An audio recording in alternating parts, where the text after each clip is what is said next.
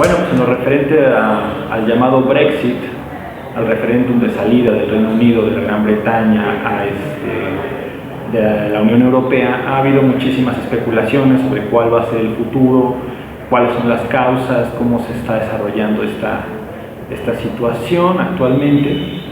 Lo que hay que entender primero es que la noción, o bueno, la iniciativa de darle paso al referéndum del Brexit tenía de fondo una disputa interna en el partido gobernante en la Gran Bretaña. Sin embargo, al darse el referéndum, lo que salió a la luz fue una situación muchísimo más profunda.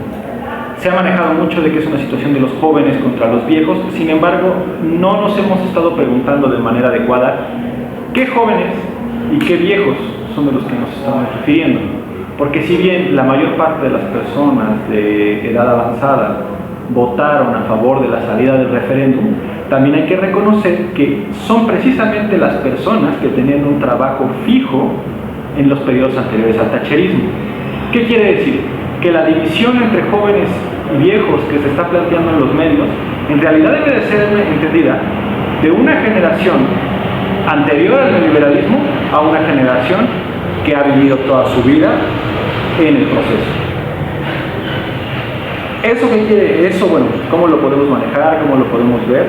La Unión Europea, por definición, por construcción, es una espacialidad donde se construye una nueva forma de territorialización de las reproducciones del capital, que tiene como premisa la falta de medición de un Estado. Al contrario, va a crear nuevas instituciones supranacionales e intergubernamentales que lo que van a hacer es una regulación superior de los circuitos del capital. Eso es el liberalismo por definición, por lo que podemos decir con toda seguridad que de hecho la Unión Europea es la territorialización del neoliberalismo más avanzada que se tiene hasta la fecha. Ahora, la situación es esta: si bien el referéndum vota para salir, o sea, se vota para salir del proceso de la Unión Europea, la pregunta es, ¿cuáles son las capacidades reales de salir? Porque si tomamos como premisa que tenemos una reterritorialización de la manera en que se forma el mercado y de la manera en que se empiezan a entender las distribuciones políticas, tenemos que entender también que está reflejando la forma final del bloque histórico propio de la hegemonía norteamericana, de la hegemonía del neoliberalismo. Es una nueva reconfiguración del capitalismo, de la cual lamentablemente a partir de un sistema estatal no hay una salida. Entonces, no es tanto que nos interroguemos cuál va a ser el futuro que va a tomar el Reino Unido después del Brexit, sino más bien preguntarnos cómo va a poder el Reino Unido tomar frente ante una espacialidad neoliberal completa que lo rodea. Y esa es la pregunta de fondo. Ahora, lo interesante es que es tan profunda dicha espacialidad y dicha reespacialización que en este momento el Reino Unido está empezando a sufrir fracturas. Ahorita vemos cómo el Scottish National Party ha vuelto a tener fuerza después de haber perdido el referéndum en 2015.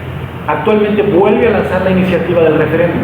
¿Por qué vuelve a lanzar la iniciativa del referéndum? Precisamente porque desde el surgimiento del discurso de liberación del Reino Unido a partir de la democracia que se da en los 70s, 80s, siempre ha sido una premisa del Scottish National Party y en realidad del discurso independentista liberal escocés, la unión con Europa. Seremos libres en la Comunidad Económica Europea. Eso en ese sentido, podemos encontrarnos que a pesar de que pareciera que el Reino Unido está saliendo, más bien hay que pensar qué tanto el Reino Unido va a quedar al final. ¿Cómo metes una frontera, por ejemplo, en la isla de Irlanda? En este momento se está viendo la posibilidad también por parte de Irlanda del Norte de crear un referéndum para poder crear una fractura nuevamente. ¿Por qué? Porque cuando había una fractura fija, cuando había una frontera dura, tú tenías situaciones de una problematización real en violencia a través de actos terroristas como IRE. Sin embargo, podemos ver que a partir de la entrada del Reino Unido a la Unión Europea y de la Constitución en sí de la Unión Europea y de las 4 capacidades de movilidad, se dio una baja radical en ese discurso político. Si creáramos nuevamente la frontera, veríamos nuevamente ese tipo de violencias y resurgirían. A final de cuentas, está en juego la construcción del otro, no solamente la construcción del otro en la xenofobia que se ha estado manejando en el discurso, no solamente está la construcción del otro en la manera en que se piensa Europa misma, sino en cómo el surgimiento de un otro tiene una matriz política profunda. Ahorita, en este momento, podemos ver cómo el discurso de la mayor parte de las élites de la Unión Europea, sobre todo el Parlamento Europeo, es crear una separación brutal con el Reino Unido.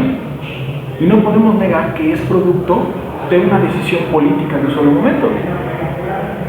Entonces, ¿cómo podemos compaginar esta situación o cómo podemos interpretarla? Tenemos que interpretarla a través de las condiciones reales de la producción y su existencia, de las espacialidades que se están desarrollando a partir del neoliberalismo, y pensar que verdaderamente lo que a la Unión Europea le conviene en este momento, lo que la Unión Europea va a buscar en este momento, por el bien del propio proceso neoliberal, es que el Reino Unido no tenga éxito de ninguna manera posible. Así se va a dar una situación no solamente de disuasión, sino del desarrollo de un control a partir del miedo. El Reino Unido debe de preocuparse, primero, en su integridad y segundo, en convertirse en el chivo expiatorio. Si logra surgir con una fuerza renovada a partir de la situación del Brexit, primero sería algo inusitado, pero sí significaría un parteaguas para el desnucleamiento posible de la Unión Europea. Y eso es algo que yo creo en particular que las propias reglas del bloque histórico van a buscar evitar.